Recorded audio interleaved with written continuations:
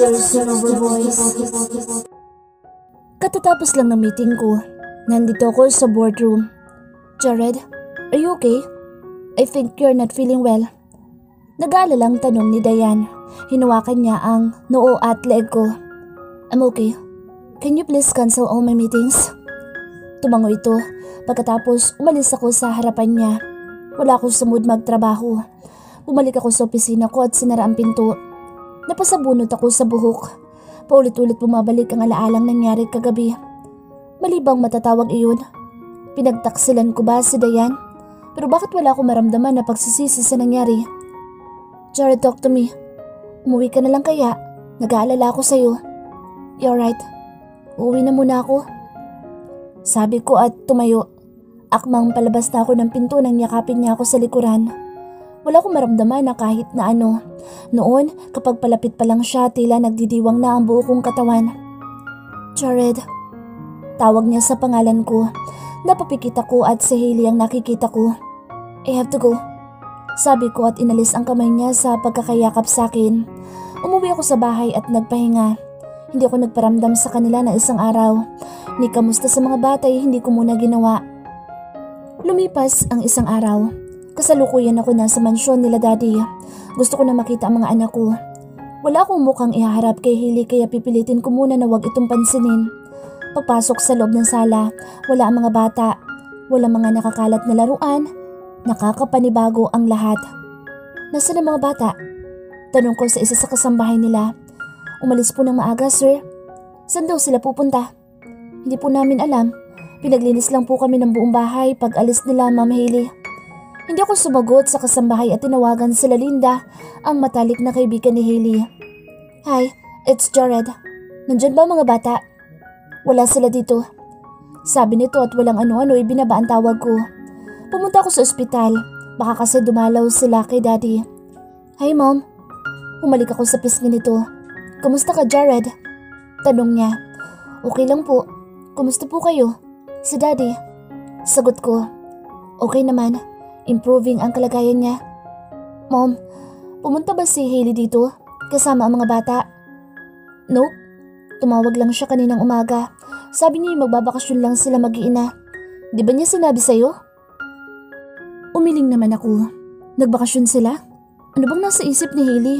Paano ang pasok ni Jamie? God damn it. Tinawagan ko sila ngunit out of coverage na. Gusto ko nang tumawag sa pulis ngunit ako lang mapapahiya kung nagpaalam naman pala sila kay mommy. Tumawag din ako sa mga ka-office mate ni Hailey, si Javina at Rai. Hindi daw ito nagsabi kung saan pupunta pero nag-leave ito at inapprove ng boss niya.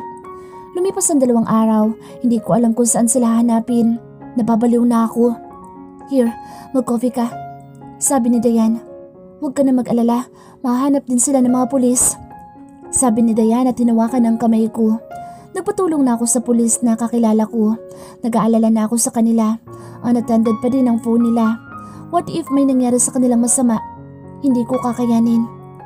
Salamat, Diane. Pasasalamat ko. Kung nasaan man sila ngayon, sana naman ay nasa mabuti silang kalagayan. Ilayo niyo po sana sila sa kapahamakan. Huminga ako ng malalim habang nakatingin sa kisame. It's already 9 a.m. Sunday ngayon kaya may time akong hanapin sila Hailey. 5 araw na ang nakalilipas. Sobrang namimiss ko na mga bata. Ang pagtawag nila sa akin ng daddy, ang yakap at halik nila. Tinignan ko ang phone ko. May text si Diane. Good morning, eat your breakfast, handsome. I love you. Ganito yung mga nagpapangiti ng umaga ko noon pero ngayon, ang gusto ko na lamang ay mahanap sila. Tumayo ako sa kinahihigaan ko at naligo bago bumaba. Good morning, Jared. Bati ni Manang. May dala itong mga letter, envelope. Manang, kanino yan? Tanong ko. Ngayon ko lang kasi ito nakita. Para kay Hailey. Can I see? Naglahad ako ng kamay. Nanlaki ang mata nito at umiling. Wala ito. Mga job letter lang para kay Hailey. Alam ko nagsisinungaling ito. Sa pagsasalita pa lang niya alam na alam ko na. Lumapit ako dito at kinuhang hawak niya. Siguro nasa 20 piraso ito. Thank you. Pasasalamat ko. Nagtimpla muna ako ng coffee at binasa isa-isa ang mga sulat. She's right. Puro job letter para kay Hailey. Ngunit may napansin akong isa. Sulat kamay at gusot ang papel. Binuksan ko ito at may address dito kung saan galing. Nagpapadala si Hailey ng pera sa address na ito? Napalunok ako. Kaninong address ito? At saka ang laki ng pinapadala niyang pera every month. Saan siya kumukuha ng ganitong pera? Bulong ko sa sarili. Binuksan ko ang Google Map. Hindi kaya nandito sila sa lugar na ito? Kailangan ko malaman kung sino o anong meron sa address na ito. This is his quarter. Imposible na pupunta siya dito dahil kilala ko siya. Mula college kami, hindi mo siya mapapapunta sa ganitong lugar. Mabaho, madumi at mausok. Pinaghintay ko ang driver sa labas. Hindi kasi kayang pumasok ng sasakyan sa eskinitang ito. Excuse me, saan yung address na ito? Tanong ko sa binatilyong napadaan. Doon yan kila Mariko. Ayan ang bahay nila. Turo niya. Naglakad ako papunta sa bahay na tinuro niya. Uy, sino pong hanap niyo? Ito yung bahay? Up and down ito. Lumang-luma na. Sorry for the word pero parang bahay ng aso. Siya ata ang pinapadalahan ni Hailey ng pera. Nonsense. Sabi ko at tatalikod na sana ng, Bea, umakyat ka na. Hinahanap ka ng asawa mo. Nalamig ang buhong katawan. Sumikip ang bandang dibdib ko at dahan-dahan na humarap sa nagsalita. Nay? Gulat kong sabi. Tinatigan ako ng mabuti nito. Sino ka? Hindi niyo ako nakikilala? Wait, isipin ko mo. Jared? Anak ko, ikaw na ba yan? Yumakap ito sa akin. Napakagwapo mo na anak. Halika, pasok ka sa bahay. Ayokong pumasok ngunit tinataka ko nito. Oo, galit ako sa kanya. Kasi hindi man lang niya ako hinanap habang wala ako sa pudar nila. Upo ka, bubuksan ko lang ang ventilador. Sabi niya, kumusta ka anak? Diba? Ako dapat ang nagtatanong yan. Kumusta na kayo? Tumingin ako sa paligid. Bahay ba ito ng tao? Okay lang naman. Humawak ito sa kamay ko. Miss na kita anak. Sa wakas nagkita na tayo. Nakangiting sabi niya. Noong huli ko siyang nakitang nakangiti. Noong nakuha ko yung scholarship nung college. Ikaw ba ang pinapadalhan ng pera ni Hailey? Tanong ko. Yumuko ito. Oo. Kasama mo ba siya? Bakit kayo nanghihingi sa kanya? Hindi ba kayo nahihiya? Galit na tanong ko. Nanghihingi? Grabe ka naman sa amin. Anong tingin mo sa akin, pulubi? Sagot niya. Binibilog niyong ulo ni Hailey para padalan kayo ng pera. Pera-pera lang ba talaga ang pamilyang ito? Isang malakas na sampalan tumama sa mukha ko. Hindi ko alam kung anong sinasabi mo. Kung saan nanggagaling yung kasamaan ng ugali mo. Hindi kita pinalaki ng ganyan, Jared. Binuhay ko kayo. Nagpakahirap ko sa ibang bansa. Hindi lang kayo matulad sa akin. Naiiyak na sabi niya. Bakit parang kabaliktad ang lahat ng kwento ng asawa mo? Excited pa naman ako makita ka kasi tuwing umibisita si Hailey. Dito, magaganda ang kwento niya tungkol sa'yo. Naalala ko na may binibisita ito. Minsan may dala siyang grocery para maibigay sa pupuntahan niya. Alam kong galit ka sa nangyari sa amin ng tito mo. Pero gusto ko sabihin sa'yo nung nalaman ko na ipinagbili ka niya. Bumalik ako dito sa Pilipinas para hanapin ka. Nahanap naman kita anak eh. Kaya lang nasa mabuti ka ng kalagayan. Hindi ko kayang bumalik ka sa akin para magdusa ulit. Nakilala ko sa Hailey. Tinulungan niya ako. Binibigyan niya kami ng maliit na halaga para unti-unting makabangon. Dahil pinansugal ng tito mo lahat ng ipon ko sa ibang bansa. I don't need your explanation. May sarili na akong buhay. Hindi na kita kailangan. And stay away from my family. Lalong-lalo na kay Hailey at sa mga anak ko. Sabi ko, akmang tatalikod na nang yumakap ito. Sorry, Jared anak. Pinigtas ko ang pagkakayakap niya at dire-diretsyong naglakad. Hindi sana magkalat-tsalat siyang buhay namin kung nakinig lang siya sa akin. Noong una pa lang, patago kong sinasabi sa kanya ang ginagawa ng tatay-tatayan ko pero binaliwala niya. Mas pinaniwalaan niya ang lalaking yun. Lumipas ang isang gabi. May tumawag na unknown number. Hello?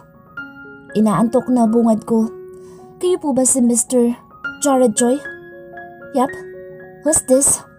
St. Catherine Hospital po. Patay na po ang nanay niyo. Nanlumo ako sa sinabi nito.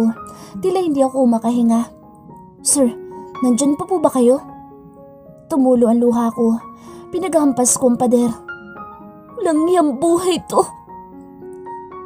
Halos isang araw lang naayos ang lahat. Na-cremate kaagad ito. Ako ang sumagot sa lahat ng gastusin. May sakit pala ito sa puso na hindi sinasabi. Kinuha na rin ang mga kinakapatid ko ng tunay nilang mga ina. Ako lang ang tao dito sa chapel habang nasa harapan ng abo ni nanay.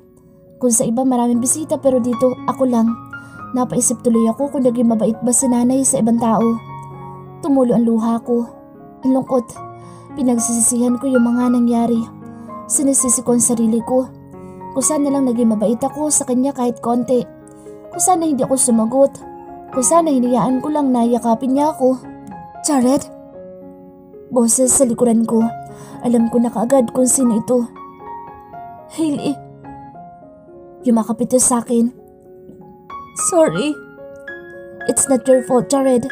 Iiyak mo lang. I know how it feels. Sabi niya at mas lalong hinigpitan ang yakap sa akin. Akala ko kaya ko mag-isa na malakas ako't gawa na sa bato ang puso ko. Hindi pala. Isa lang na-realize ko ngayon. Kailangan ko ng tao masasandalan sa mga oras na ito at si Hailey iyon. Hailey's personal voice. Thank you. Sabi ko nang ibaba ng waiter ang order namin. Mom, the fish in the aquarium is so big. Talaga? Sige, tingnan ulit natin mamaya. For now, kumain na muna tayo. So that we can go back to our hotel. Tumango naman ito. Binigyan ko siya ng mainit na sabaw. 5 araw nang nakalilipas. Nandito kami sa Tagaytay kasama ang mga bata. Gusto ko mag-isip at pakalmahin ang emosyon ko. Handa naman ako makita si Jared pero nahihiya ko. Ano na lang mukhang ihaharap ko. Sinubuan ko si Jacob ng kanin. Paunti-unti lang naman ito dahil hindi niya pa kayang nguyain. Tumatawag naman ako kay mommy araw-araw pero syempre hindi ko sinasabi kung nasaan kami kasi alam ko sasabihin niya kay Jared. Pagkatapos namin kumain, dinaanan namin ang sinasabi ni JB. Look Jacob, it's big right?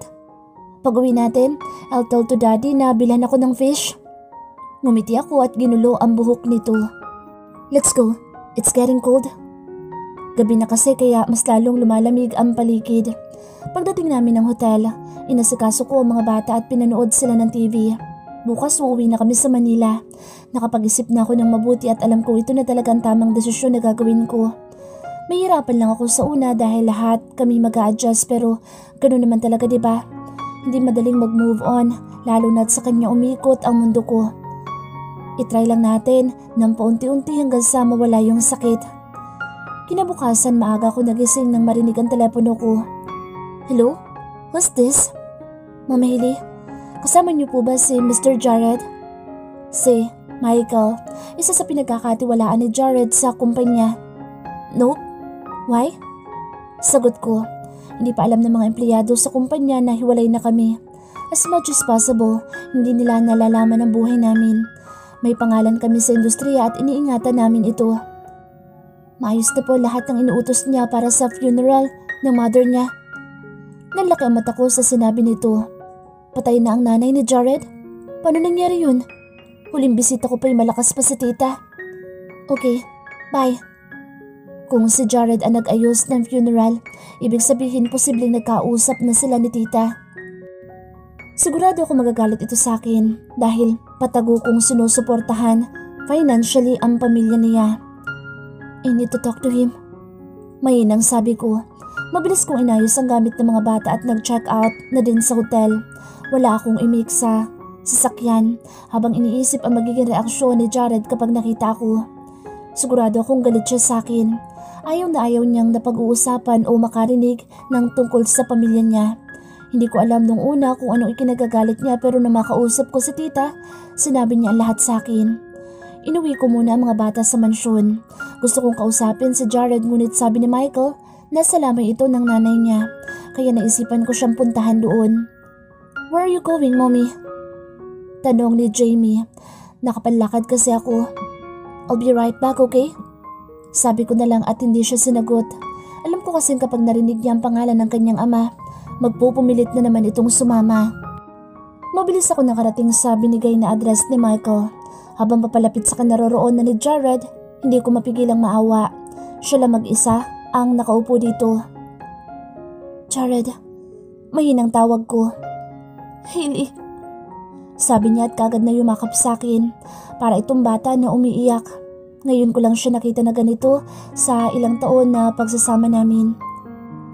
Sorry. Tila napako ako sa kinuupuan ko. Ngayon napatunayan ko na kahit gaano pa kasama o katigas ang puso mo, kailangan mo pa rin ng isang tao na magpapatahan sa'yo. It's not your fault, Jared. Iiyak mo lang. Sabi ko at mas lalong hinigpitan ang yakap sa kanya. Hindi naging mabuti ang pagsasama namin ni Jared, pero never akong humiling na makaramdam siya ng ganitong sakit. Diane's personal voice. Kanina pa ako nag-aalala kay Jared. Walang tawag o text mula kahapon. Alam kong hinahanap niya mga bata at nakasuporta naman ako doon. Mahal na mahal ko si Jared at handa akong lunukin ang pride ko. Handa akong isuko ang mundo, makasama lang siya. Alam ko ang lugar ko sa buhay niya. Marami siyang mas priority kaysa sa akin at never ako magiging number 1. Pagpasok ko sa pantry, narinig ko ang boses ni Michael, isa sa pinagkakatiwalaan niya dito sa kumpanya. Ma'am Hailey, kasama niyo po ba si Mr. Jared? Natawagan niya na si Hailey. Ang alam ko, out of coverage ito. Maayos na po ang lahat ng inutos niya para sa funeral ng mother niya. Nalaki ang mata ko sa sinabi nito. Buhay pa ang nanay ni Jared? Ngunit sinabi niya sa akin na patay na ito, na wala ng buhay sa pamilya niya, kondisyon na lang. Pagkatapos niyang kausapin si Hailey, lumapit ako dito. Sir Michael, may gusto magpadala ng bulaklak sa mother ni Sir Jared. Pwede mo bang ibigay ang address sa akin? Alam mo, akala ko kasi ako lang nakakaalam. Oo naman, personal secretary niya ako kaya alam ko ang lahat. Pagsasinungaling ko. Okay, I will text you the address. Sabi niya at umalis na sa harapan ko. Tumunog ang phone ko, hudyat na may pumasok na text. Text ito galing kay Michael. Ang address kung nasaan sa Jared. Hinintay ko matapos ang office hours bago dumiretso sa kinaroroonan ni Jared ngayon. Kung namatayan ang nanay niya, kailangan niya ng tao masasandalan ngayon. Kailangan niya sa mga oras na ito. Pagdating ko, papasok na sana ako sa loob ngunit laking gulat ko nang makitang hindi lang siya ang tao dito. Pumatak ang luha sa aking mga mata. Nakaramdam ako ng halo-halong emosyon. Umiiyak si Jared habang mahigpit na nakayakap kay Hailey. Never siyang umiyak ng ganyan sa akin. Oo, nag-aaway kami. Oo, sinasabi niya ang lahat ng hinanakit niya pero never siyang umiyak sa harapan ko. Buong buhay ko ibinigay ko kay Jared kasi nangako siyang magkakasama kami balang araw. At hanggang ngayon, pinangahawakan ko pa rin ang pangakong iyon. Inihintay ko lang ang pagkakataon na makawala ng tuluyan sa kanya. Ikaw ang mahal ko, Diane. At nakakasiguro akong anak lang ang habol ko kay Hailey. At wala nang iba, sabi niya. Ngunit sa nakikita ko ngayon, para ako sinampal ng realidad. Ang daming tanong sa isip ko. Gusto ko magalit pero saan ko ilulugar ang sarili ko? Ikaw na naman ang pinili, Hailey. Sabi ko sa sarili bago umalis na. Hailey's personal voice. Isang linggo na ang nakalipas ngunit sariwa pa rin ang pagkawala ng nanay ni Jared. Alam kong kahit gaano kakagalit sa magulang mo, iiyak at iiyak ka pa rin kapag nawala ito. Coffee po. Ngumiti ako sa nagdala ng kape. Kasalukuyan ako nasa boardroom ng opisina ni Jared. Mula nang mamatay ang nanay niya, mas lalo niyang ginugulo sa pagtatrabaho ang sarili. 2 beses lang itong dumalaw sa mga bata ngayong linggo. Actually, hindi niya alam na pupunta ako dito. Galing ako sa opisina ko. Nagpasa ako ng resignation letter. Bukas babalik ako doon para magpaalam kay Leonard at sa mga katrabaho ko. What are you doing here? Napatingin ako sa may pinto. Umupo si Jared sa tabi ko. Kumusta ka? Nahihiyang tanong ko. Kung yan lang ang sasabihin mo'y babalik na ako sa trabaho. Akmang tatayo na ito nang hawakan ko ang kanyang kamay. Ibebenta ko ang shares ko sa kumpanya. Seryosong sabi ko. Alam ko may 25% akong shares dito. Nakita ko sa documents ni Daddy. Kahapon, napadaan ako sa mini office ni Daddy sa bahay. Nakita ko ang ibang documents nito na nakakalat sa lamesa. Binasa ko ito at laking gulat ko nang makita ang shares ko sa kumpanya. Ibebenta mo? Nalilito niyang tanong. Alam niya rin pala. Oo, ibebenta ko sa'yo para tuluyan ka ng magmay-ari nito. Alam ko kung gaano mo pinagtrabahuhan ng kumpanya at alam ko rin na hindi mo ito pababayaan. Hindi ito nagsalita at may tinawagan. Maya-maya ay may pumasok na lalaki. Attorney Chavez, Hailey sells her 25% shares sa company. Pwede bang ikaw na umasikaso nito? Gumawa ka ng agreement? Yes, Mr. Choi. Can you give me at least 2 hours to prepare the documents? Good. Thank you. Sabi ni Jared. Sabay silang lumabas ng boardroom. Napaghahalataang walang pakialam sa akin. Kahit sa harapan ng mga empleyado hindi ako pinapansin na tila wala ako dito. 2 hours pa pala ang hihintayin ko. Mga 15 minutes may pumasok ulit na babae. Ma'am Hailey, kumain ka muna. Salamat na lang po. Wala kasi akong gana. Kayo din po ba nagdadala ng pagkain ni Jared? Tanong ko. Naku, hindi po. Si Ma'am Dayan ang maasikaso ng pagkain ni Sir. At saka lagi sila magkasabay na kumain kaya hindi namin sila nakikita. May tumusok na naman na karayom sa bandang dibdib ko. Kaya pala wala na itong ganang kumain tuwing umuwi sa bahay kasi may kakaibang putahe na ipinapakain ang babae niya. Pilit na lang akong ngumiti at hindi na nagsalita. Madaling lumipas ang oras. Hindi ko man lang namalayan dahil wala ako sa sarili ngayon. Here's the documents, Ma'am Hailey. Kindly sign all of the pages. Tumango ako at nagsimula ng pirmahan ng mga papeles. Ang laki ng perang makukuha ko. Kung tutuusin, sobra-sobra ito para makapagsimula ng panibagong buhay. Okay, thanks ma'am. Nakipagkamay si attorney sa akin. Maiwan ko na kayo. Huminga ako ng malalim. Thanks, Jared. Saan mo dadali ng ganyang kalaking pera? Wala na si nanay. Wala ka ng pag-aaksayahan. Tila umusok ang tenga ko sa narinig. Hindi pag-aaksaya ng pera ang pagtulong sa kapwa, lalo na't ina siya ng taong mahal ko. Huwag kang mag-alala, hindi ko aaksayahin ito. Sapat na ito para makapagbagong buhay kasama ng mga anak ko sa Amerika. Pinigilan ko ang luha ko. Anong sinasabi mo? Nalilito itong tumingin sa akin. Napag-isipan ko na itong mabuti. Sa Amerika kami maninirahan ng pamilya ko. Huwag kang mag-alala, hindi na kami maghahabol sa kumpanya ni Daddy dahil wala nang matitira sa amin. Nasa iyo na ang lahat, Jared. Tumayo ako at taas noong lumabas ng boardroom. Pamilya ko na lang ang natitira sa akin. Kahit yun man lang, maisalba ko. Yun ang pinag-isipan ko ng 1 linggo. Ayoko nang ma-involve sa buhay ni Jared. Maikli lang ang buhay para paulit-ulit na masaktan. Hindi nga kami magkasama sa isang bahay pero araw-araw ko siyang nakikita kaya bumabalik sa akin ang lahat. Gusto ko nang mawala si Jared sa buhay ko, sa buhay ng pamilya ko at magagawa ko lang iyon kapag lumayo kami sa kanya. Sigurado naman ako masaya siya sa naging desisyon ko. Nakuha niya na ang kumpanya ni Daddy at wala nang sagabal sa kanila ni Dayan. Kinabukasan, huminga ako ng malalim bago pumasok sa opisina ng Triple W Corporation. Kumusta ka na, Hailey? Aalis ka na ba talaga? Tumango ako sa kanila. Niligpit ko ang mga gamit ko. Nag-turnover na din ako sa HR. Mamimiss ka namin. Mababawasan na ang maganda dito sa opisina. Pagbibiro nila. Baliw talaga kayo. Mamimiss ko din kayo. Tama ng drama. Sige na't magpapaalam pa ako kay Sir Wenard. Yumakap ako sa kanila. Nakakalungkot ang araw na ito. Marami ako naging kaibigan dito na alam kong hindi ko makakalimutan. Naku, wala si Sir Wenard. May meeting sa labas. Ganun ba? Sige, aalis na lang ako. Salamat sa inyo lahat. Pagpapaalam ko, malungkot ako lumabas ng opisina nang tumunog ang phone ko. Hello? Bungad ko.